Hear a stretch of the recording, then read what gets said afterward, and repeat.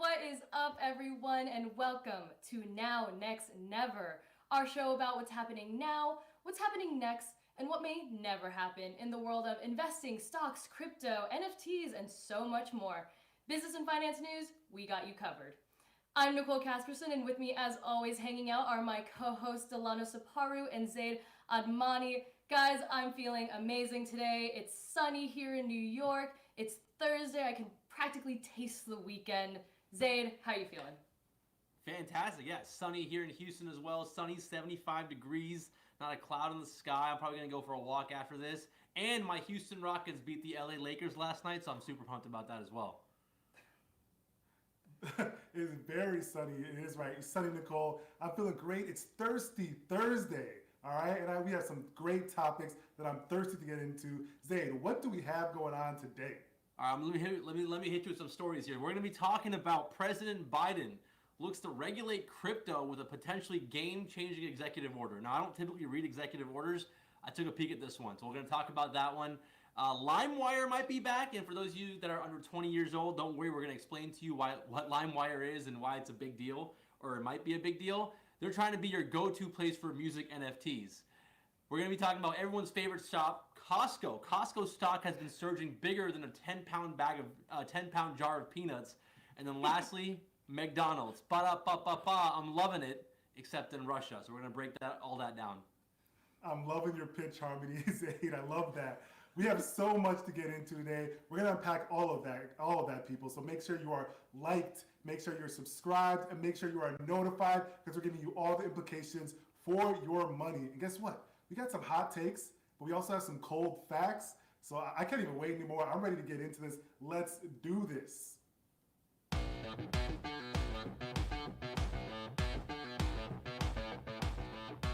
All right, Nicole and Zaid, our first topic.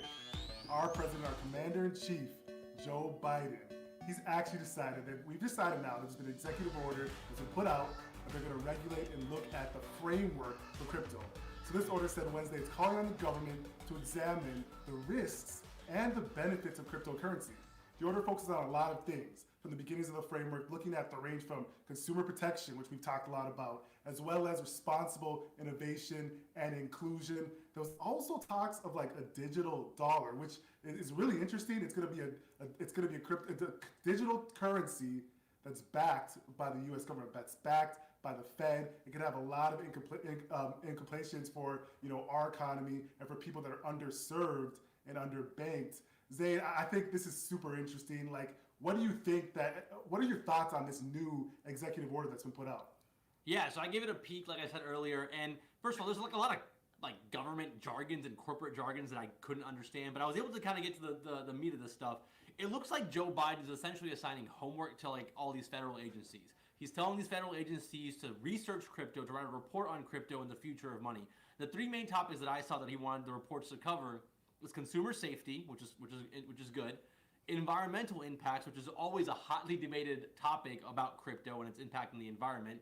And then finally, like you said, digitizing the dollar, which I feel like I've been hearing rumors about for the last year or so, and I know China's already done it. So those are the reports that these federal agencies have been told to write from this executive order. And there was a couple other interesting nuggets that I saw in there about like how 14 to 15% of U.S. adults have invested in cryptocurrencies. Like I thought that was really interesting. That is super interesting. And Nicole, you also thought, like, what do you think the implications are for this? There's far-reaching implications. What do you think where these places this order could potentially take us? Yeah, for sure. I mean, this is really, really crucial. Regulation equals normalcy, right? Like, imagine the day that blockchain and crypto is as normal, like a part of every day as the internet, right? Like, we don't go to a coffee shop and go, oh my gosh, like I'm so excited about the internet working today. It's so exciting, right? Like, imagine that for blockchain and cryptocurrencies. And that's what this executive order is simply saying. It's saying, hey, investors and consumers need to be protected. And the US dollar's global position also must be protected. So that's basically what a lot of that government jargon means. So Zaid, I hope that clears things up for you. Yeah, thank you. And you're welcome. And so we have a clear message that the White House has these goals and interests on their list. So this is going to be a key here. And looking at the EO, it's zeroing in on how this technology can serve the US instead of thinking of ways to protect ourselves against it. I think that language is important, is thinking about the optimistic side, right? Like, this is going to serve us well, not thinking about taking away from innovation. I think that's crucial here as well. So it's a huge deal. It's a huge deal for the future of financial equity. As you mentioned, Delano, the administration has specifically said that's an area they're focusing on. That's one I'm super excited to see. So, you know, we're getting some clear direction here. We've been wanting clarity on the regulation front, and we're finally making moves. What I thought was interesting was when this initially leaked, there was actually an increase in price in Bitcoin and some other top market cap digital currencies, right? And it seemed to say that investors saying, all right, not only are we legitimized, it's now that the government is saying this is something real and this is something we're going to work to see what the benefits are. The big thing that I thought was the risk, yes, we need to protect investors, consumers, but what are the potential benefits? What are the innovations that could be born out of a country that's using cryptocurrency to serve underbanked people, right? To do different things to get everyone involved in a financial ecosystem. I thought that was super interesting. And this really gives the U.S. like the fact that we're like a government agency, the federal government is going to be researching this, making this they're not like putting their head in the sand and kind of ignoring crypto, which is like, which would be bad. They're actually taking it seriously. And once this report came out, the executive order came out, like you said, Delano, the Bitcoin went up, the crypto market in general went up. Now, Bitcoin is a little bit moody, so by the time that we're doing this show, it's back down again. But a lot of big players in the industry, a lot of the crypto executives also applauded the move. So they were happy with it. It's a slow but steady progress. And I think it's good that there was no like immediate shock to the system of like, oh my God, this is the end of the world because we're having regulations. I think it was a good, steady progress. And so hopefully we keep moving in that right direction. And it's just like Nicole said, at some point, maybe 10 years from now, crypto is just going to be part of our everyday lives. It's not like, oh my God, look what's happening in crypto, kind of like how the internet is. Right. I'm going to go to Starbucks and just be like, boop, crypto, like done, like the way I like Apple Pay, right? Anything. I mean, that would just be really, really cool to like finally get to that point. And how cool is it also to just like be in the generation that's talking about this every day, right? Like we're seeing kind of like the movement, the evolution. We're on the precipice of so much change, and I don't know, that feels really cool. Like that gets me kind of like hyped and feels exciting. So Totally. All right. Are we ready to move on, guys? We are. All right, I love it. In unison. Okay. So, LimeWire is back, baby, as an NFT marketplace. If you are old enough to remember how to burn CDs via LimeWire, aka a service that lets basically anyone download any song for free, then you may feel somewhat nostalgic for this story. We're taking a look here at how LimeWire works. I believe we have some video there. But basically what's happening is in May, LimeWire is relaunching as an NFT marketplace for art and entertainment, initially focusing on music. Its backers believe that it will be a place for artists and fans to create and sell digital trinkets, and you don't even need to have crypto to take part. There it is. Okay, in case you're under the age of 20, that is how LimeWire works. I spent most of my high school time doing that instead of homework, so sorry, Mom. But anyways, I remember my high school like car floor being covered in burner CDs from this. I hope I don't get in trouble for that. But anyways, so my big thing here is when an older brand makes a strong pivot like this, does the name value, is that enough? Is that enough to make it different from all the different just like the oversaturation of the NFT marketplace? Or is it good to just stick with the millennial branding, or are they maybe hurting themselves here? And there's a big like millennial kind of Gen Z like dispute sometimes, like thinking one's better than the other. So is Gen Z gonna see this and be like, this is a thing for millennials. I don't want a part of this. Or what say you, Zaid? Well, the old LimeWire is dead. So I mean, the old company that died in 2010. That company's not coming back. What essentially happened here was these two brothers from Austria, these entrepreneurs, ended up buying the rights to the name for LimeWire. They're launching an NFT marketplace for musicians, which is great. And they're using the name LimeWire to that's what they're going to call their service. But they bought the rights to that name. I think it's interesting. I mean, any NFT, any way, anywhere, if musicians make more money, I'm happy for it, right? But this NFT marketplace is a little bit interesting. It's going to be a U.S. The NFTs are not like going to be settled in crypto. They're going to be settled in U.S. dollars, which I thought was a little bit strange because I always assumed that like NFTs were always connected to a certain crypto, whether it's Ethereum, Solana. There's so many different NFT marketplaces now. But the fact that this was not going to be doing that is a little bit interesting. And Radio Shack also did something similar. They're a famous internet entrepreneur. I'm going to use quotes there. Bought the name. I'm not even going to give him any shine here, but he bought the name to Radio Shack, and he tried to rebrand it as some sort of NFT thing. So I don't know if it's going to like hit just because you're using a nostalgic name. I guess nostalgia always plays. Just because you're using a nostalgic name, though, doesn't necessarily guarantee success. I think it'll make headlines. I think people will check it out, like just because they're interested. Like, oh my God, LimeWire is coming back. Let me like go relive like the middle, my childhood. But it doesn't guarantee any success. All right, that's a pretty spicy take. Delano, what do you think? Reinvent yourselves, guys. They're back from the dead, reinventing themselves. All right, I was trying to think of like people who've done that for our viewers, right? Do you remember Puff Daddy, all right? Remember? He used to be called Puff Daddy. He changed his name to P. Diddy. Why? Because he wanted to reinvent himself, stay relevant, all right? Come back. We're talking about LimeWire. When's the last time we ever talked about LimeWire? Just to know, for our wildly successful show, Now Next Forever. If I've ever gone from the show, I'm coming back as D Money, all right? I'm coming back somewhere else as D Money. But I think it's super cool because one thing they're doing is they're catering to artists, right? There's going to be a platform for artists to get their creations out to their collectors, right? And collectibles, NFTs, platforms, this is such a hot area that it makes sense for a company that, like as Zaid said, was dead. The rights were bought, and now they can reinvent themselves doing something totally different, come back from the dead. I'm all for it. Yeah, I mean, we'll see if like the hype cycle works, right? I mean, for me, it's like I feel like there is kind of like a special sweet spot between companies that leverage the nostalgia of the past of like the 90s or, well, in this case, the 2000s. But like, it's like the NFT vending machine. Did anyone see that one? It was on Twitter. It went a little bit viral. I mean, I think we have a clip of that. If we could roll that, that really resonated with me. Okay, so you're walking in. This is really, really cool. Oh my gosh. Ho, ho, ho. Look, a vending machine. Like, you get that physical experience, and then that is literally distributing like an NFT. So it's combining both. I feel like like I said, I feel like that's a sweet spot for like, brands to thrive. But it's also like how long does a hype cycle last before, someone sees that and goes, that's really dumb. I didn't need to go to a physical store to do that. I could have just done that online. Yeah, see, I don't think this is going to work. Like, when is the last time we've had a successful relaunch of a legacy brand?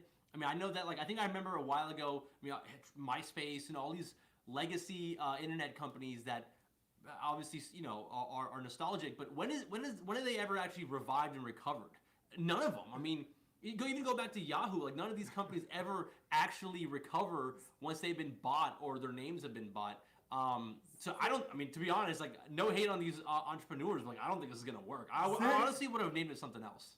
Zayn, don't you remember, like, you've heard of the word retro, right? Things come back, man. Fashion always comes back into play. Nicole's very fashionable. She'll tell you that the styles come back every 10, 15, 20 years. Styles come back, but brands don't come back. That's the thing. So the same Wow. style will come back, but, like, we're not going to have the same brands that are going to come back, right? That's my personal opinions. But I wish these guys the best success. I mean, I'm going to check it out because obviously it's LimeWire, but, I don't see it actually working out long term. If I would have actually preferred they named it something else, because that way you're not just relying on a marketing gimmick to kind of get you the initial launch, initial bump at launch. Can we think of a brand that didn't leverage a marketing gimmick to get you to go to their product or their site or their launch? I feel like that's pretty normal, right? I mean, unless LimeWire decides, hey, you know what, I'm gonna do LimeWire now, and then psych, we're gonna change the branding down the road. I mean, it seems like. But do we really need another NFT platform, though? How many NFT platforms do we have? Again, I'm just being a hater. I realize I'm just being a hater. I just don't think it's going to work because it's never worked in the past. Let the brand die. Let it rest in peace. Come up with something new, and then do it that way. But, I'm just being a hater here. All right, RIP this story, I guess. Yeah. Yeah. Moving on. Let's move on to a brand that's never going to die. Costco. Costco stock has been up 6% since the Ukraine-Russia conflict started in late February, and you're probably like, how is that related? Well, since that conflict started, we've had an increase in commodities, right? Wheat and fuel especially. Gas prices are going absolutely insane. We covered that earlier in the week. What is Costco famously known for? Cheap gas prices. Even here in Texas, I've seen the lines at Costco around the block, people waiting more than 30 minutes to 45 minutes just to fill up gas, cheap gas at Costco. And that's probably one of the reasons why their stock performance has been much better than the overall markets. The overall markets are looking at, have been pretty flat or maybe actually down. Costco's up 6-7%. Also, there was a rumor going around that Costco might be raising membership prices. So that also that gets investors super excited because higher membership prices means more money in Costco's bank. It also might result in a lot of signups right now. If people think that if the cost of the membership is going to increase in the near future, a lot of people might sign up right now, especially given that the high gas prices. Costco is like an immediate use right now. You can immediately save money. So I have a lot of Costco facts here. Let me start going through some Costco facts actually. So Costco is, and you guys can stop me and button wherever you want to, but I can go on a tangent. By all means, Zaid. Teach me about Costco. All right, more Costco stuff. So Costco is kind of like the Amazon Prime before Amazon Prime existed. Their entire business is memberships. They have 111 million members. They had 74 million in 2014, so they've seen massive growth in the last 6-7 years. And to give a little bit of context, Amazon Prime has around 200 million. So again, Amazon Prime is bigger, but Costco having 111 million is very, very impressive.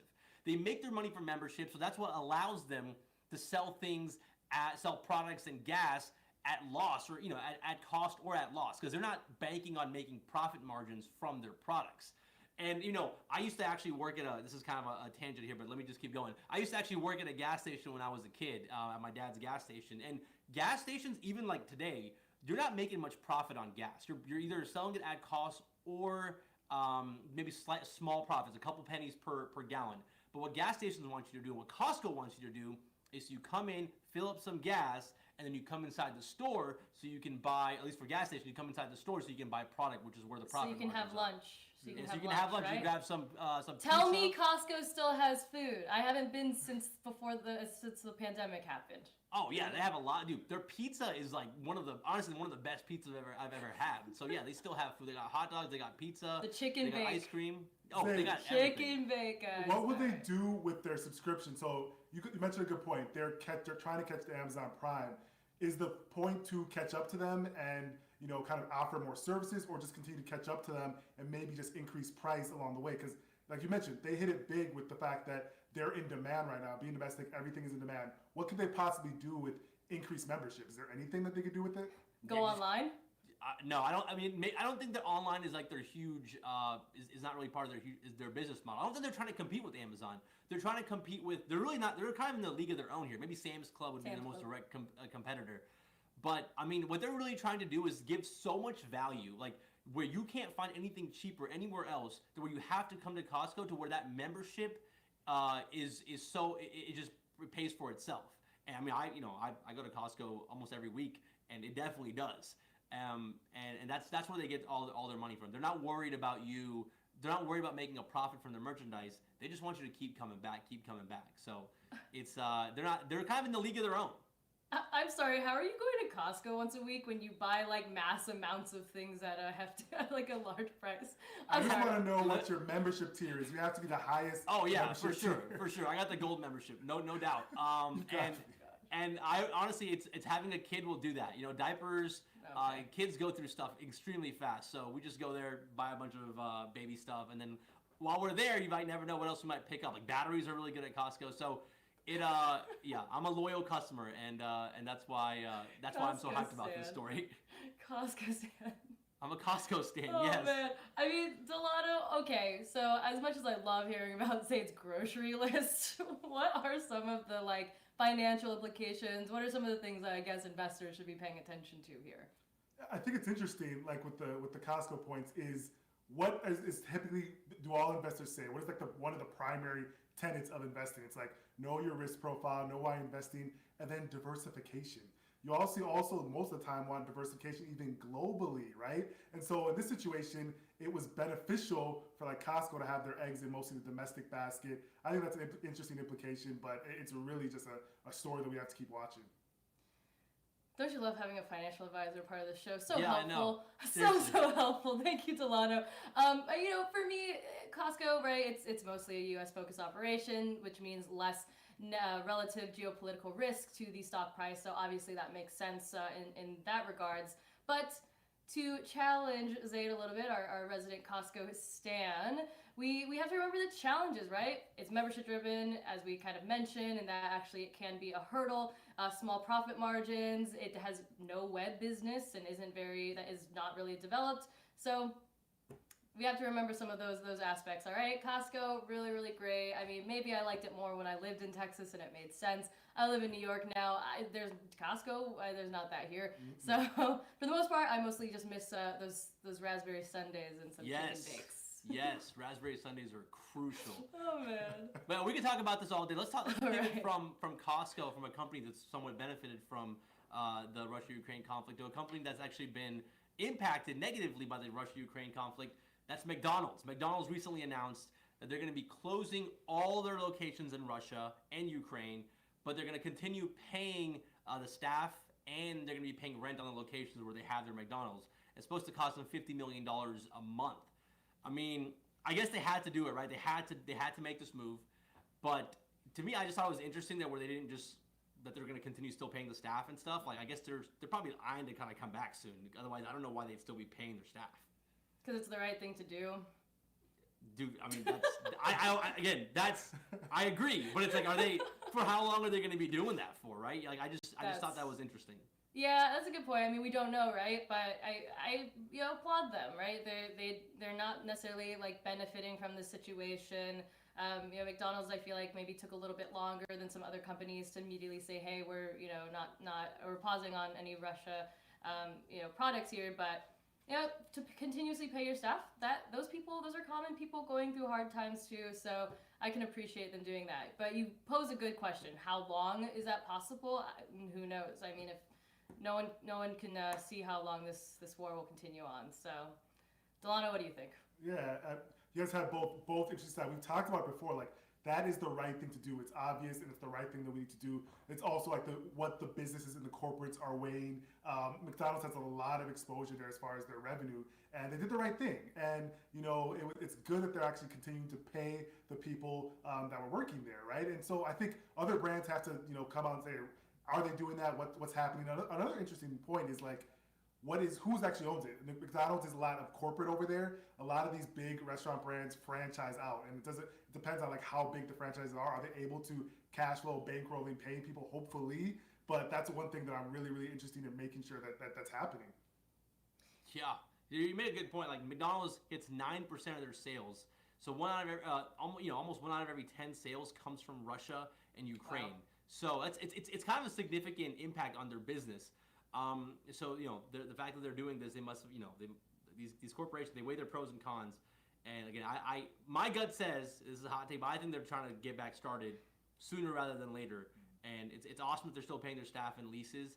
But I think that they're trying to get back. They're going to try to get started again pretty soon. But we're going to keep a close eye on it. Yeah, look, I can take away this story in one meme. Feel free to check this out. I think this shows us the decision making that comes to play for any business. Right there. Those are weighing the pros and cons. Those are your two options. So yeah. Well, and everyone's trying to just survive in this crazy situation. But yeah, well, that does do it for our top stories of the day. Really amazing job, guys. So much to go through, and we did it with breeze. So, still a couple other things to go over in our Now Next Never. Some headlines to note that didn't quite make the top stories. Zaid, what's happening now that people should still be paying attention to? Good old-fashioned insider trading story. I feel like we haven't gotten one of these in a minute. So we have two rich guys, Barry Diller and David Geffen from their LA Legends there. They invested $100 million in Activision stock options just a couple days before Microsoft announced their deal to acquire Activision. So that $100 million investment is now worth $160 million. So they have a $60 million profit as of right now. And if this deal with Microsoft goes through with Activision, they're gonna net $100 million in profit. So obviously, I mean, it seems kind of sus to me, the timing of it, where they just invested a couple days before. But they're obviously denying any wrongdoing, or they're saying there was no wrongdoing here. And we'll see we'll see what ends up happening. But a good old-fashioned insider trading story, just always piques my interest. Bad actors denying wrongdoing. Sounds like a classic tale. Delano, what is happening next? All right, all my single people, perk up, get in the comments. All right, I know you've been swiping left. You've been hopefully a lot of times swiping right, but now you can swipe up because Tinder is releasing an ability for you to verify the people that you match with. They invested in a nonprofit called Garbo that does background checks and verification. So all you have to do now, once you match with that, that pretty good looking person, all right? I'm not on the app anymore, I'm not single, but the pretty good looking person, you match with them, you put their name and you put their number, and you can get back some information on them right away. You don't have to be worried about being swindled, all right? You don't have to worry at all. You get some information and you'll be able to know if you're going on a safe date, and you can know if their personality matches their looks, Nicole. Nothing like ensuring that you have a background check on your future loved one before you move on to date 4 or 5. Yeah, when do you bring it up? Like, do you ever bring it up? Like, hey, so I did like a background check on you. Like, maybe like when you're getting engaged, it's like, hey, by the way, I did a background check on you and you were clean. I don't know. So I'm ready to take the next step. Will you marry me? Like that's gonna be so romantic. There's gonna be movies made about this, guys. Way to go, Tinder. Really doing the most here. Yeah. That is crazy. But anyways, I have never, for me, the never is dictators in social media. Meta COO Sheryl Sandberg said social media is bad for dictators. And that's why Putin blocked Facebook in Russia. Look, Facebook, aka Meta, that's really interesting to hear from you considering that you had your own kind of rebranding, a lot of that fueled by an event that happened last January that caused really big issues in this country, so interesting to hear that one from you. Anyways, my thing here is Meta, maybe sit down and let's just not let misinformation, toxic masculinity, and tyranny run rampant on social media. Big Tech, I'm looking at you. So am I. Facts. Yep, straight facts. So, that does it for our live show today, guys. I hope you guys had so much fun. I hope the audience had so much fun watching us. I know I had a blast today. I'm looking forward to tomorrow. You should tune in then. We will see you next time. Peace. Bye.